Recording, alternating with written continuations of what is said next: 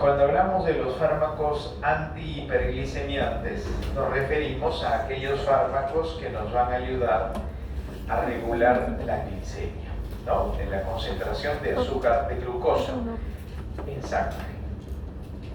Pero para poder entender esto debemos reconocer algunos fundamentos fisiológicos muy importantes, ¿no? Y dentro de ellos está que la glicemia se va a regular principalmente desde la dieta. ¿Qué consumimos? De repente almidones, de repente sacarosa, de repente alguien toma leche o derivados lácteos, lactosa, de repente hay un consumo de glucosa, aunque la glucosa pura no se consume, salvo consuman de repente un caramelo, y un caramelo muy sofisticado, ¿no? Porque los caramelos regularmente son de sacarosa, cristalizada, de repente consumen masa elástica, eso es glucosa en hidra, ¿no? Pero ¿quién come masa elástica todos los días? Nadie, pues, ¿no? Pero bueno, ahí tenemos la oportunidad de reconocer que existen moléculas que necesitan de activación de simógenos, ¿no? La activación de simógenos, enzimas, que son las alfa-glucosidasas o glucosidasas, y esas enzimas en el tránsito intestinal que nos permite tener glucosa, ¿no? Degradar las grandes moléculas y dejar al monosacárido libre para que éste se absorba, ¿ok? Y la absorción de glucosa a través de las criptas del hígado nos permita llegar a sangre. Que en ayunas deberíamos presentar valores normales de glucosa, ¿no? Y la glicemia en ayunas, el valor normal está entre los 70 y 100 miligramos por decilitro, ¿no? Miligramos por ciento. Ahí deberíamos estar en patrones regulares de glucosa. Luego de una dieta, por supuesto, esta glucosa se va a elevar, ¿no? Entonces ahí tendremos una glicemia postprandial. Y el organismo debe buscar la manera de regular esta glucosa. ¿Por qué razón? Porque la glicemia aumentada por tiempos muy prolongados va a generar distintos niveles de daño. Por ejemplo, daño endotelial. No puede generar un daño endotelial. Como la permeación hacia las neuronas es libre de insulina, ¿no? No requiere, las neuronas son moléculas que no requieren insulina para captar glucosa. Al haber hiperglicemia puede haber mucho ingreso de insulina a neuronas. En las neuronas la glucosa se metaboliza a sorbitol y el sorbitol es hiperosmolar y esa hiperosmolaridad hace que ingrese más agua. La neurona se edematiza, hace citólisis, entonces puede haber neurolesión o neurotoxicidad, ¿no? Va a haber neurotoxicidad o neuropatías, ¿no? Puede haber nefropatías también, claro, se puede saturar la glucosa a nivel renal y eso va a generar nefropatías, etcétera, ¿no? Entonces, el organismo, bajo esta observación, bajo esta potencialidad, debe encargarse de regular la glucosa, debe buscar la manera en que esta glucosa se compense y disminuya. Para eso tenemos a las células beta de los islotes de Langerhans, ¿no? En el páncreas,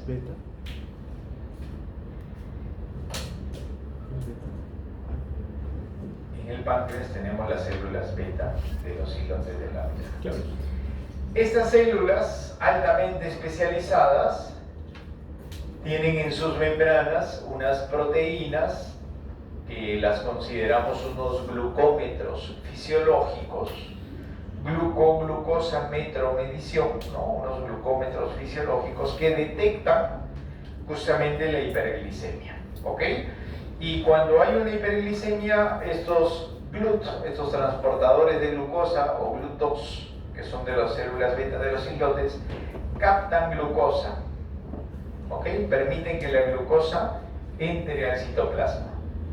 Y esta movilización de glucosa al citoplasma hace que, ingresando el monosacárido, no le quede otra conducta más que la de metabolizarse, porque este es un principio bioquímico de todo componente citoplasmático, ¿no? El citoplasma es un compartimiento celular altamente especializado en el metabolismo de azúcares. Y ese alto nivel de especialización se da a través de la expresión de enzimas propias de la vía glicolítica. Entonces, cuando hay un aumento de glucosa, cuando hay una hiperglicemia, la dinámica fisiológica que se encargará de tratar de regular esta concentración hace que el páncreas, desde las células beta, a través de los GLUT2 de membrana, detecte la hiperglicemia, capte glucosa, la glucosa se metabolice y forme energía química por la vía glicolítica, ¿no? La vía de Meyerhoff, que en el proceso de desnaturalización del azúcar forma piruvato y piruvato luego ATP, ¿no? De Krebs, etc. Bueno, eso ahorita no nos interesa, en este momento no nos interesa. Pero sí es importante reconocer que estamos formando energía química. ¿Por qué es importante reconocer esta expresión de ATP? Por principio, hija. Aquí adelante. ¿Por qué es importante reconocer el aire, no? Estamos en 25, no sé, nada, 21, ya, 21. Poco a poco lo vamos a matar. Entonces, ¿por qué es importante esta expresión de energía química? Porque el ATP va a llevarnos a cerrar los canales de potasio ATP dependientes. Y cuando el ATP cierra el canal de potasio, y esto es muy importante que lo tengamos en cuenta y entendiéndolo bien, el ion potasio, cuyo flujo regular es del intra al extra, no será. Eso hace que el ion potasio se quede dentro de la célula glandular, despolarice la membrana y esta despolarización de membrana aperture canales de calcio voltaje dependientes. Entonces, cuando se apertura el canal de calcio, fluye el ion calcio, y cuando aumenta, por supuesto, ion calcio en una célula glandular que promocionamos, la expresión de la exocitosis, ¿no? En este caso, exocitosis de ¿qué? insulina. De insulina, muy bien. Entonces, vamos a observar que se empezará a liberar insulina, muy bien. ¿Y hacia dónde migra, hacia dónde fluye esa insulina? Hacia la sangre. Hacia la sangre, ¿no? Hacia la sangre. ¿Por qué? Porque el páncreas es una glándula endocrina, por eso es que emite su contenido hacia la sangre. Si fuese exócrino, de repente escupiríamos insulina, ¿no? Pero no es, la insulina va a la sangre, ¿verdad? Y en sangre entonces vamos a tener esta insulina acompañando ¿a quién? A la glucosa, ¿verdad? Que se encuentra en este momento elevada, perfecto. Y como muy bien nos dice el compañero Vega, esta insulina debe llegar a tejido periférico, esa es la intención, pero quien lo va a transportar va a ser la sangre, ¿ya? Entonces la insulina va a llegar al tejido periférico, que puede ser, por ejemplo, ese tejido periférico,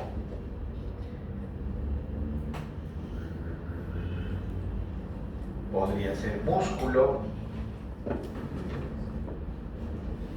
podría ser hígado, podría ser adipocitos, tejido graso.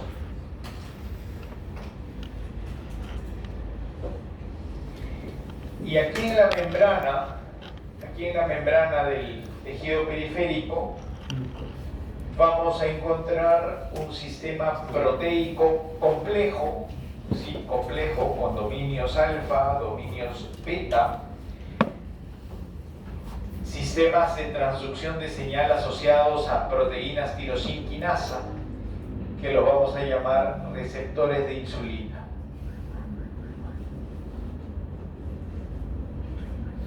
Por supuesto que el receptor debe ser sensible, pues, ¿no? Debe ser sensible a la insulina, por eso estoy poniendo la zona de reconocimiento afín a la molécula o a la expresión de la insulina, que en el dibujo es redondo, ¿no? Entonces, claro, la insulina viene de sangre y viene con la intención de activar a este receptor de insulina que, como les comentaba, se encuentra asociado a un sistema de transducción de señalización celular que es tirosinquinasa. Y desde la activación de la tirosinquinasa hay procesos de fosforilación efectivas que no la voy a mencionar porque si no ya sería una clase de fisiología y no es la intención. Desde la activación de las tirosinquinasas y activación y fosforilaciones de los IRS y una serie de moléculas asociadas, vamos a facilitar la translocación y expresión en membrana de los transportadores de glucosa. ¿Qué quiere decir? Que toda la dinámica bioquímica que se activa desde la interacción de la insulina con el receptor de insulina sensible va a generar procesos bioquímicos que permiten que se trasloque, que se ubique, ¿no?, el receptor o el transportador de glucosa aquí en la membrana, y este va a ser el GLUT4. ¿Ok? Este GLUT4 que se está colocando, se está ubicando en este momento en la membrana desde la activación de la insulina con el receptor de insulina, que permite que la glucosa ingrese a la célula. Entonces hemos facilitado que la glucosa entre a la célula. ¿Dónde estaba la glucosa? En sangre. ¿Cómo se encontraba la concentración de glucosa en sangre? Aumentada. Ese aumento de glucosa en sangre, ¿qué riesgo generaba? Nefropatías, retinopatías, gastroparesias diabéticas, dificultad de cicatrización, etcétera, etcétera. ¿Estamos bien? Disfunción eréctil, etcétera. Entonces, hay una serie de trastornos, ¿no?, asociados a la hiperglicemia, motivo por el que el organismo debe encontrar la forma de regular y compensar. En ese sentido, hemos observado que un receptor de insulina, sensible a insulina, que se activa por insulina y que genera una dinámica bioquímica intracelular que permite la translocación del GLUT, ubicación del GLUT, activación del GLUT, y que la glucosa entre a la célula, que nos permite disminuir la glicemia, disminuir la glucosa en sangre. ¿Por qué? Porque si la glucosa ha entrado al tejido periférico, ¿qué va a suceder con esta glucosa? Se va a metabolizar. La glucosa, ¿qué nos va a formar? Dependiendo, pues, puede formar glucógeno, por ejemplo, puede formar energía química, puede formar de repente lípidos, ¿no? También, claro. Entonces, lípidos. Entonces, eso que nos permite que la concentración de glucosa baje, ¿no?, disminuya, y que el riesgo vascular también disminuya. ¿Me han entendido? Sí, sencillito, ¿verdad? Y entonces todos estos procesos que estamos evaluando, que estamos revisando, que estamos observando, se podrían ver invertidos desde algunos factores, como por ejemplo desarrollo de anticuerpos que disminuyan la expresión de receptores de insulina o que disminuyan la sensibilidad al receptor de insulina. Podemos desarrollar anticuerpos que nos desensibilicen el receptor. ¿Y qué pasa si el receptor de insulina no es sensible? ¿Qué pasa si hay una resistencia a la insulina? La glucosa se queda en la sangre. La glucosa se queda en sangre, ¿verdad? ¿Qué sucede si la expresión de insulina es incompleta? ¿Hay animalitos? ¿Hay animalitos ahí? Uno. ¿Y en la bolsa? También. Afuera, por favor. Los animalitos afuera, los alumnos adentro. ¿Ya? Sí, muy bueno. Porque somos muchos, ¿no? Y más animalitos, entonces. Ahí está, pero aquí. Me refiero a más los animalitos, no nuestra. Ya lo sabe. Oigan, qué mal pensado que ustedes. Ya, bueno. Entonces, les decía que, ¿qué estábamos hablando? De la resistencia, ¿verdad? La resistencia se va a dar desde el receptor de insulina, ¿no? Si el receptor no es sensible, ¿no? Si el receptor no es sensible a la insulina, si el receptor no se activa por la insulina, entonces la glucosa se va a quedar en sangre. Otra situación que puede suceder es que la expresión de insulina sea incompleta. También puede suceder, no producimos una cantidad suficiente de insulina o simplemente el páncreas no produce insulina. Entonces, bajo diversas condiciones podríamos estar ingresando a la fisiopatología de la diabetes, donde observaríamos un aumento sostenido de la glicemia y sus potenciales daños. Por esa razón es que ya cuando ingresamos a la evaluación de los fármacos, tenemos como primer agente de revisión la administración de insulina como hormona exógena, ¿no? ¿Se puede administrar insulina? Claro. Y esta insulina que se administra fisiofarmacológicamente, ¿cómo se va a comportar o cómo vamos a fundamentar su presencia? Porque este fármaco, ¿no? Porque lo estamos hablando como fármaco, como una sustancia exógena, lo que va a hacer es imitar propiamente a la insulina endógena. Entonces va a tratar de sostener la respuesta natural de la insulina, activando el receptor y modulando la glicemia.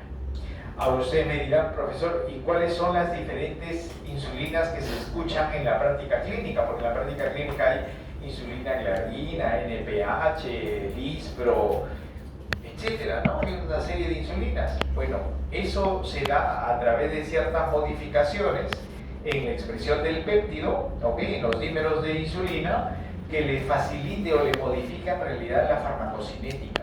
Pero farmacodinámicamente todos son iguales. ¿Qué quiero decir? Que farmacodinámicamente todos van a venir a activar ¿a quién? Al receptor de insulina. ¿Que pueden haber diferencias cinéticas? Sí, por supuesto. Vamos a ver, y ahora les voy a presentar un videito cortito donde justamente se observan algunas modificaciones moleculares, ubicación de péptidos, agregación de aminoácidos, porque la insulina es un péptido, pues, ¿no? Es un péptido corto encima, me parece que tiene 51 o 52 aminoácidos, 51, es un péptido chiquito, ¿no? Sí. Eso quiere decir que si nosotros agregamos aminoácidos o invertimos ubicación de aminoácidos, se puede modificar los tiempos de respuesta, el inicio de la acción, o sea, el tiempo de latencia, la duración del efecto, la intensidad de la respuesta, pero todos, ¿no? Porque esos son diferencias cinéticas, todos vienen a tener el mismo mecanismo, ¿ok? El mismo fundamento farmacodinámico, que es activar al receptor de insulina. ¿Quedó claro? ¿Sí? ¿Quedó claro toda la regulación de la glicemia? ¿Sí? ¿Alguna pregunta? ¿No? Ok, hasta insulina tenemos claro, ¿cierto? Vamos a ver un videito cortito, lo voy a ubicar para que podamos, ya entendiendo y cerrando el tema de insulina, hablar de los antihiperglicemiantes que son